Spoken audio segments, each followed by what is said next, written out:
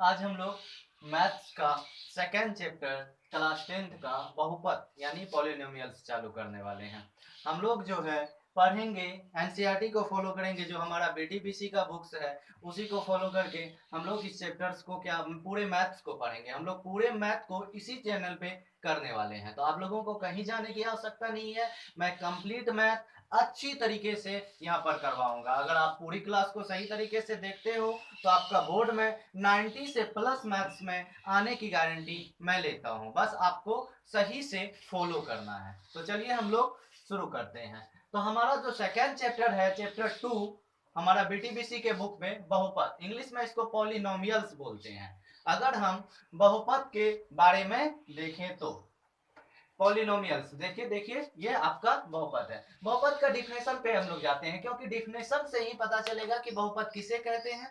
तो बहुपद ऐसा बीजीय व्यंजक है जिसमें चर तथा अचर, चर का घात एक पूर्णांक होता है। मतलब सिर्फ चर का घात का शर्त क्या है, यह एक पूर्णांक होना चाहिए। चर का घात क्या होना चाहिए, पूर्णांक। अगर वो पूर्णांक नहीं है तो वो बहुपद नहीं कहलाता है। जैसे हम एग्जांपल की बात करें तो यहाँ देखिए चर क्या होता है, आप लोग जानते हैं कि ए बी सी डी ये सब एक्स वाई जेड आपका चर है। 2 3 4 5 ये सब अचर संख्या है जिसका वैल्यू फिक्स होती है। ये सब क्या है, अचर संख्याएं हैं। तो इसमें बात किसके कर रहा है, चर का। अचर के बारे में बात नहीं हो रही है, चर का। तो चर का घात क्या होना चाहिए, एक पूर्ण संख्या होना चाहिए। तो आप यहां देखिए, यहाँ x चर है, चर का घात क्या है, 3 पूर्ण संख्या है। चर का घात क्या है, 2 पूर्ण संख्या है। अगर बात करें हम यहां पर एक्स क्यूब, मतलब चर का घात कितना है, 3। यहां देखो 2a² प्लस b, तो चर का घात कितना है, 2। मतलब ये भी क्या है, एक पूर्णांक है। यहां पर अगला देखते हैं, चर का घात क्या है आपका, a पर पावर 4 √3a। यहाँ दो अलग अलग चर हैं, तो a और b, तो इसको दो चर वाले हम लोग बहुपद बोल सकते हैं। तो बहुपद में हम लोग क्या शर्त देखे कि जिसमें चर का घात क्या होना चाहिए, पूर्णांक होना चाहिए। अब हम लोग इसको बेटर तरीके से समझेंगे कि आखिर कौन बहुपद नहीं होगा, कौन सा संख्या ऐसा जो बहुपद नहीं होगा। इसको इसीलिए समझना जरूरी है क्योंकि बोर्ड के एग्जाम में निश्चित रूप से एक या दो ऑब्जेक्टिव रहता ही है कि इनमें से कौन बहुपद है कौन नहीं है। तो हम लोग यहां देखेंगे कि कौन सा बहुपद नहीं है। जैसे यहां देखिए x पर पावर 1/2 ये पूर्णांक नहीं है, संख्या बट्टे में है। तो पूर्णांक नहीं होने के कारण ये क्या हो गया, आपका बहुपद नहीं है। साथ ही बच्चों एक चीज और, पूर्णांक मतलब सिर्फ पूर्णांक नहीं, धनात्मक पूर्णांक भी होना चाहिए। दूसरी चीज यहाँ देखिए, अगर हम x पर पावर 3/2 प्लस 5x लिखते हैं तो यहाँ x का पावर तो 1 है, लेकिन यहाँ क्या है, 3/2, जो एक पूर्णांक नहीं है।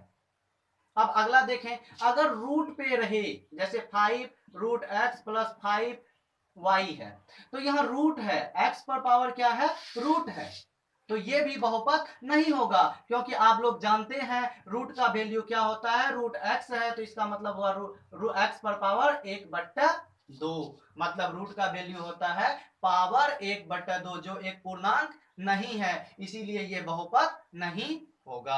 अगर हम लोग बात करें कुछ और एग्जांपल्स का, तो आप लोग यहां देखिए, जैसे 3x³ है प्लस 5√x है। आप बोलेंगे कि सर यहाँ पर x पर तो पूर्णांक है, यहाँ एक x पर पूर्णांक है, लेकिन इसी बहुपद में दूसरे x पर पूर्णांक नहीं है, रूट है, जिसका वैल्यू क्या होता है, 1/2, इसीलिए ये बहुपद नहीं है।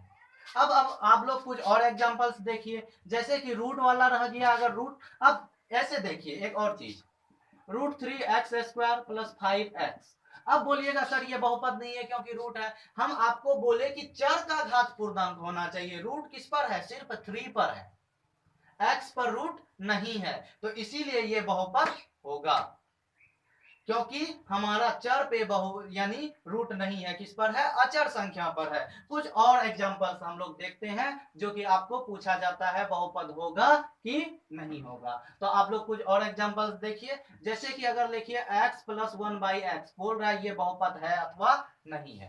तो इसको हम लोग ऐसे देखते हैं, यहाँ पर देखिए x, एक x यहाँ बट्टे पर है ना, अगर नीचे में है तो इसका पावर क्या होता है, माइनस पे चला जाता है, क्या हो गया, धनात्मक नहीं आया, ये क्या हो गया, ऋणात्मक, इसीलिए बहुपद ये नहीं होगा। दूसरा संख्या लेते हैं 3x² प्लस 5/x का क्यूब। यहां भी देखिए आप 3x² है प्लस 5x पर पावर x 5/x पर पावर 3 है, लेकिन ये 3 क्या होगा, अगर ऊपर लेके जाए तो ये क्या आ जाता है, -3 आ जाता है, बट्टे में था ऊपर गए तो क्या आ गया, माइनस में चला गया, इसीलिए ये भी बहुपद नहीं होगा, क्योंकि ये ऋणात्मक है। बहुपद का शर्त है कि चर का घात क्या होना चाहिए, धनात्मक पूर्णांक होना चाहिए। ठीक है, हम लोग देखते हैं कि बहुपद ये नहीं आएगा।